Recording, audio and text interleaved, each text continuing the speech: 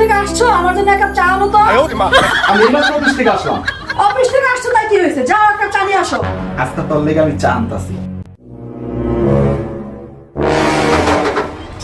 জামালের গোটা, ঠিক আছে?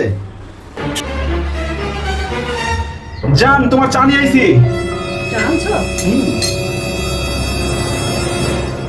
আজকে চাটা এরকম লাগছে কেন? আজকে চাটা তোমার জন্য আমি খুব সুন্দর করে বানাইছি, একেবারে ফাটাফাটি। খাও। না, কেমন জানি লাগছে, ঝাল ঝাল।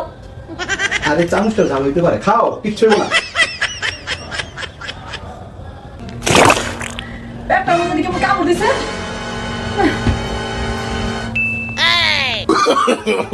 No, no, no, no.